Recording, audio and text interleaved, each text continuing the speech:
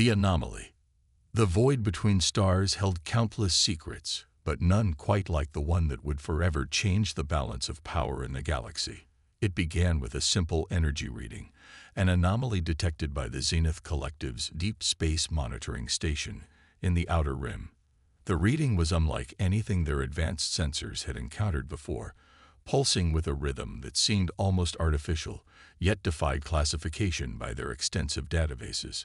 Commander Tyrax of the Zenith exploration vessel Seeker's Pride studied the data with growing fascination.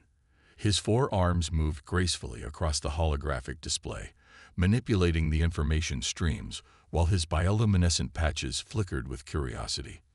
The Zenith were known throughout the galaxy as the premier explorers and scientists, their technology considered the pinnacle of advancement among the United Galactic Federation's member species. "The signature is definitely artificial," reported his science officer, a crystalline being whose faceted form sparkled with each spoken word.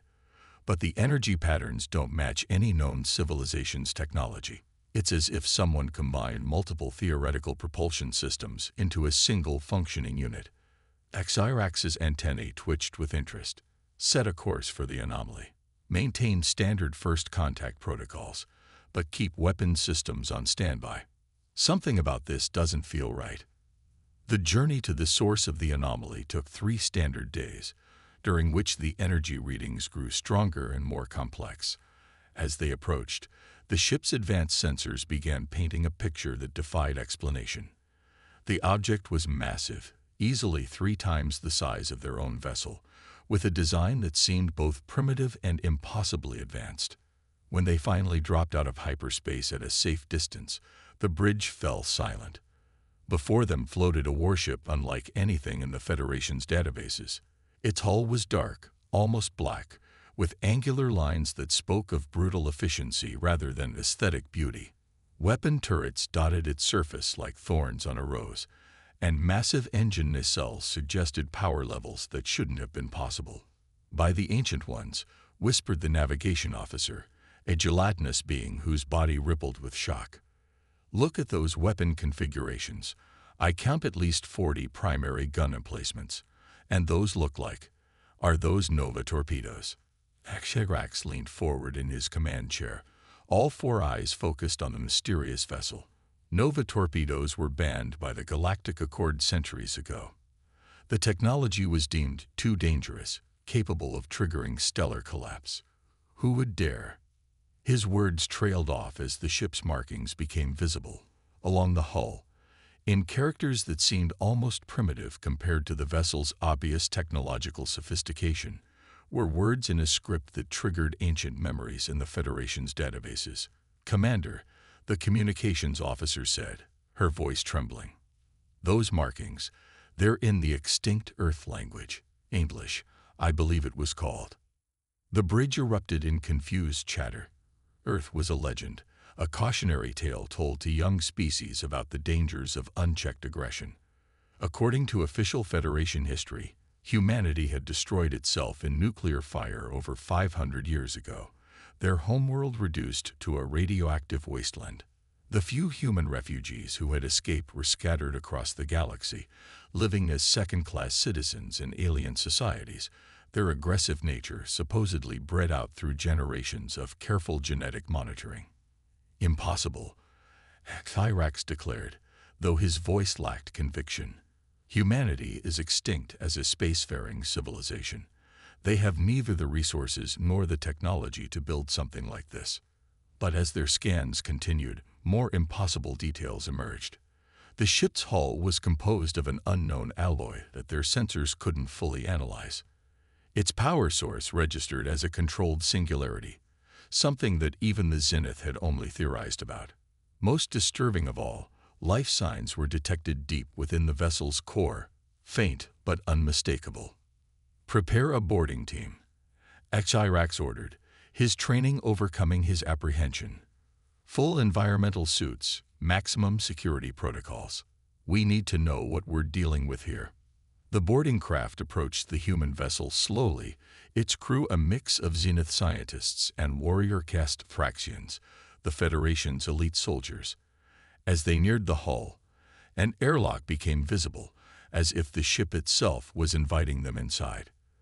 The docking was surprisingly smooth, ancient protocols, somehow still functioning after centuries of dormancy. Inside, emergency lighting cast long shadows through corridors that seemed designed for beings much smaller than most Federation species. The atmosphere was thin but breathable, maintained by systems that hummed with quiet efficiency. Every surface was utilitarian, built for function rather than comfort, yet there was an elegance to the design that spoke of careful engineering. Lieutenant Krex, the Thraxian team leader, moved cautiously through the corridors, his weapon raised. His warriors followed in formation, their heavy footsteps echoing in the silence. Behind them, the Zenith scientists scanned everything, their equipment struggling to make sense of technology that seemed to operate on principles they didn't fully understand. "These power conduits," one scientist muttered, his scanner beeping frantically. "They're channeling energy at densities that should cause immediate cascade failure, yet the containment fields are holding perfectly. It's as if they've solved the unified field theorem." The team reached what appeared to be a command center, its doors sealed but not locked. As Krex approached, they slid open with a whisper of well-maintained hydraulics. Inside, banks of dormant consoles surrounded a central command chair, above which floated a massive holographic display showing star charts that didn't match current Federation maps. "Look at these tactical displays," another scientist exclaimed, moving to one of the consoles. "If I'm reading this correctly, this ship has targeting solutions for every major Federation world, complete with approach vectors and defensive analyses. Some of this data is only a few months old." Krex's mandibles clicked nervously. "That's impossible. How could an extinct species have current military intelligence on the Federation?" Before anyone could answer, a soft chime echoed through the bridge. The holographic display flickered to life, and a figure appeared, startling the boarding team. It was a human, or at least a recording of one, wearing a uniform bearing the same extinct Earth insignia they'd seen on the hull. "Greetings," the figure said in perfectly accented galactic standard. "I am Admiral Sarah Chen, commanding officer of the Earth Defense Force vessel Retribution. If you are viewing this message, then our long vigil has ended. The time has come for humanity to reclaim its rightful place among the stars." The recording paused, as if waiting for a response. When none came, it continued. "You're probably wondering how this is possible. How a species you believed extinct could build something like the Retribution. The truth is, we never died. We simply disappeared, retreating to hidden colonies in uncharted space, building our strength, advancing our technology, waiting for the right moment to return." The boarding team exchanged nervous glances as the recording continued. Admiral Chen's expression was calm but determined, her eyes holding a fire that seemed to burn across the centuries. "For 500 years, we've watched from the shadows as the Federation painted us as monsters, as a cautionary tale of unchecked aggression. They told you we destroyed ourselves, that our warrior nature was our downfall. They lied. Earth was attacked, not by our own weapons, but by a coalition of species who feared what we might become. They struck first, believing they could eliminate us before we grew too strong." The hologram shifted, showing images of Earth before its fall. Then during the attack, massive energy weapons raining down from orbit while human cities burned. The boarding team watched in horrified fascination as the truth of humanity's fate unfolded before them. "But they underestimated us," Chen continued. "A contingent escaped, carrying with them our greatest minds, our most advanced technology, and most importantly, our determination to survive. We've spent these centuries preparing, advancing, evolving. The Retribution is just one of many vessels we've built, each one designed to be superior to anything the Federation can field." The implications hit the boarding team like a physical blow. If this was true, if humanity had survived and advanced in secret, then everything they knew about galactic history was wrong. More terrifyingly, it meant that somewhere out there was an entire civilization of humans with technology that surpassed even the Zenith. "But we're not here for revenge," Chen's recording said, as if reading their thoughts. "We're here to reclaim our place in the galaxy, to show that humanity has evolved beyond what we once were. The retribution is a symbol of our strength, but also of our restraint. We could have attacked without warning, but instead, we're giving you this chance to understand who we really are." The recording smiled, an expression that somehow managed to be both warm and threatening. "The crew of the Retribution is in stasis, waiting to be awakened. When they emerge, they'll need to assess the current state of the galaxy to determine if the Federation has evolved as we have. I hope, for everyone's sake, that it has." As the recording faded, alarms began sounding throughout the ship. Deep in the vessel's core, cryogenic systems were activating, beginning the process of warming their sleeping occupants. The boarding team looked at each other in panic as they realized what was happening. "The humans," Krex said, his voice tight with tension. "They're waking up." The awakening. Deep within the Retribution's cryogenic bay, frost-covered pods began their awakening sequence.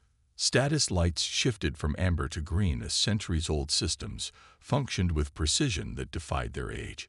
Inside one pod, Lieutenant Colonel James Rodriguez felt consciousness return like a slow tide, memories flooding back as his neural implants resonated with his brain tissue. The lid of his pod hissed open, releasing him into the dim light of the awakening chamber. Around him, other pods were opening, revealing the crew of humanity's most advanced warship. They moved with practiced efficiency despite their long sleep, their genetically enhanced bodies adapting quickly to the return of normal function. "Status report," Rodriguez commanded, his voice hoarse but steady. His second-in-command, Major Lisa Park, was already at a nearby console, her fingers dancing across holographic interfaces. "All systems nominal, sir. We have visitors. A Zenith exploration vessel with a mixed-species boarding team currently in our command center." They viewed Admiral Chen's message. Rodriguez nodded, stretching muscles that felt surprisingly responsive. The gene therapy and cybernetic enhancements had worked as designed, preserving their bodies through the long sleep. "Wake the command staff. It's time to introduce ourselves properly." Back in the command center, the boarding team watched nervously as internal sensors showed movement throughout the ship. Dozens of humans were awakening, moving with purpose through corridors that had been silent for centuries. What disturbed them most was how quickly the humans seemed to recover from their extended stasis. Even the Zenith's best technology couldn't prevent severe disorientation after such a long sleep. The command center doors opened again, and the boarding team instinctively raised their weapons. But instead of an aggressive force, they were greeted by a small group of humans in crisp uniforms, led by a man whose bearing suggested military command despite his relatively small stature. "Please, lower your weapons," Rodriguez said calmly. "We're not here to fight. I'm Lieutenant Colonel James Rodriguez, acting commander of the Retribution. Welcome aboard." Krex kept his weapon trained on the humans, his warrior instincts screaming warnings. "You're supposed to be extinct. Your planet is a radioactive wasteland. How is this possible?" Rodriguez smiled sadly. "What you know as history is propaganda, carefully crafted by those who wanted humanity removed from the galactic stage. May I?" He gestured toward the central holographic display. When Krex nodded wearily, Rodriguez activated the system. Star charts appeared, showing the galaxy as it was 500 years ago, then shifting to show hidden human colonies scattered throughout uncharted space. "After Earth fell, we scattered to pre-established colony sites," Rodriguez explained. "Places we discovered but kept secret, knowing that other species feared our rapid expansion. For 5 centuries, we've lived in these hidden systems, advancing our technology, evolving our society, preparing for our return." The Zenith scientist stepped forward, his scanning equipment working furiously. "Your technology, it's beyond anything we've seen. How did you advance so quickly?" "Necessity is the mother of invention," Park replied. "When you're fighting for survival, you innovate or die. Plus, we had certain advantages the Federation never knew about." She touched a control, and the display showed complex genetic sequences and technological schematics. Before Earth fell, we'd already begun integrating alien technology with our own, creating hybrid systems that leveraged the best of both.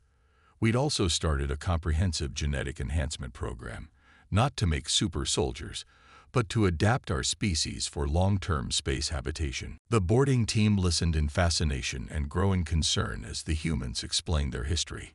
Hidden colonies with populations in the millions, breakthrough technologies in energy generation, weapons systems, and faster-than-light travel. A society that had evolved from the aggressive, warlike culture the Federation feared into something more sophisticated, but no less formidable.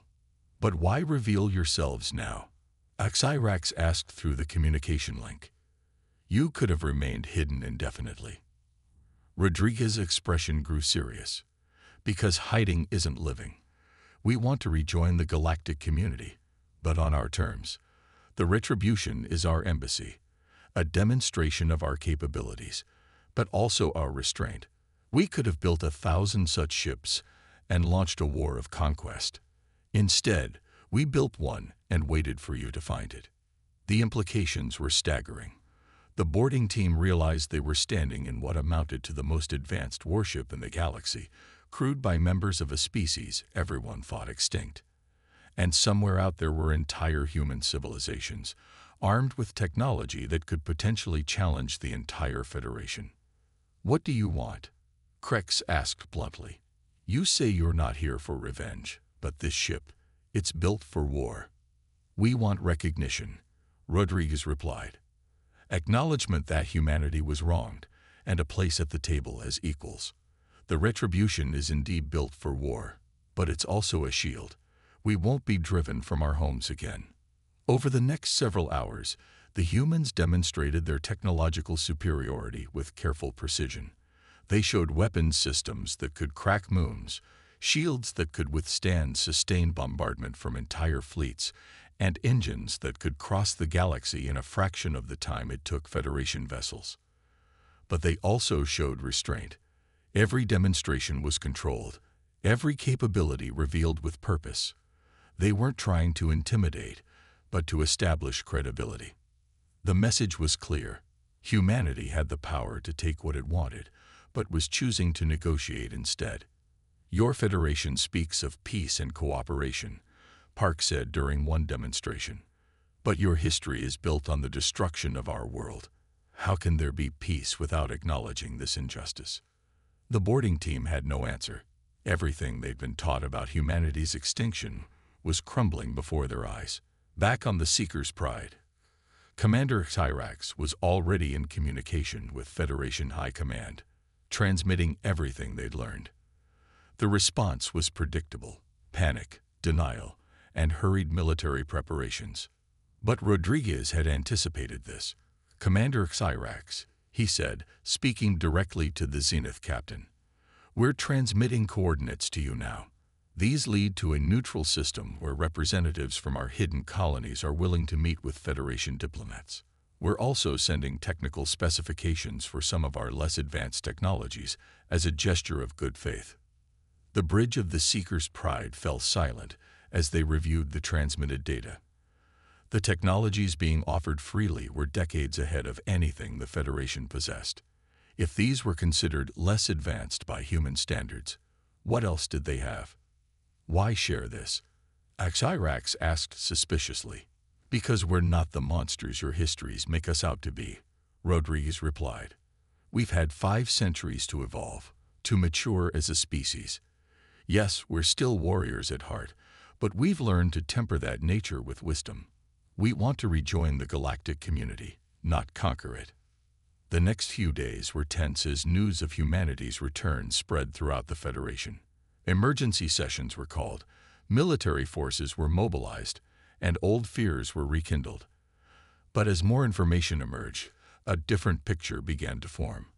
The humans weren't massing for invasion.